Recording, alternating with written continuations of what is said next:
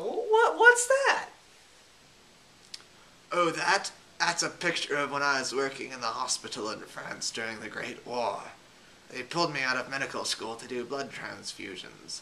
I remember that Oswald Robertson and I would sit in the cafeteria during lunch and argue about the best way to transfuse blood. I'm telling you, direct transfusion is the best method. That way there's no chance of clotting. Yes, but you need someone present in order to do a direct transfusion. Way too dangerous. Using an indirect transfusion is much safer since there's no one there as a donor. Also, there is a chance of clotting during direct transfusion, especially when using a syringe.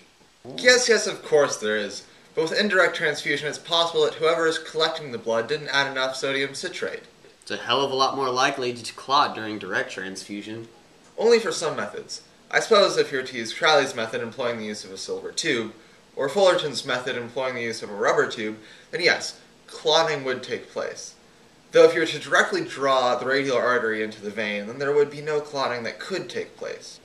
George, you're mad. Even if you were to directly draw the radial artery into the vein, you're still leaving the donor with a pretty severe injury.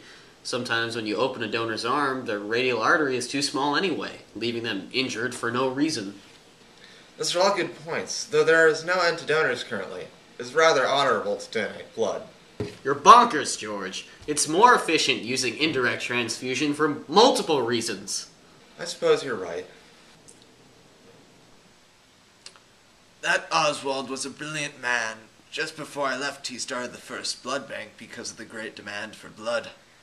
I remember when I would walk the halls of the hospital, I would sometimes stumble through the mental ward. There are a lot of people in there. I heard after the war there are around 80,000 people with shell shock. It was brutal. I saw people walking these weird steps just because they were so scared from the war. The doctor's treatments were really strange as well. It is such things as electric shocks, yelling commands at them, isolating them and restricting their diet. Some of the doctors in the ward weren't like that, though. They actually talked to the soldiers to help them. Wow, that's mean of them. It was. Only around 1 in 5 men actually returned to the service. So what else did you do? Well, during World War II, I abandoned my medical career and worked as a journalist. I remember interviewing one of the higher-ups at Pfizer, the leading company for penicillin production. They actually created the method for producing the antibiotic as well. So what do you do at Pfizer Pharmaceutical? Well, I'm the factory manager. I make sure everything is running smoothly here and that nothing goes wrong. I see. So how exactly is penicillin made? Well, when Pfizer was doing research, we found out that the bacterium we used, Penicillium notatum, grew well in shallow containers filled with nutrients exposed to air. Later, we discovered that if you put corn steep liquor into the nutrients, the bacterium grow faster. Right now, this is how we're doing it. We have these rather large, deep fermentation tanks that we are growing the bacteria in. Because the bacteria grows best when exposed to air, we are running sterilized air through the tanks. I understand that you reached a new breakthrough with manufacturing penicillin.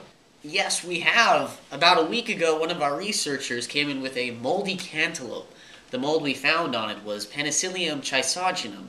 It turns out that it grows much faster than Penicillium notatum, and now we are able to produce penicillin much more quickly and efficiently. That's great!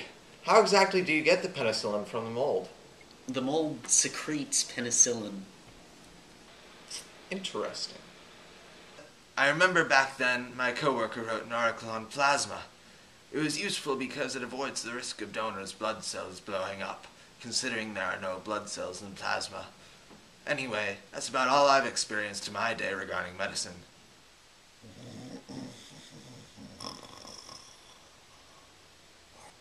Pretty boring, eh? He's the boogie-woogie bugle boy of Company B. A toot, a toot, a tooty-lad, a tooty blows it eight to the bar. In boogie rhythm, he can't blow a note unless the bass and guitar is playing with him.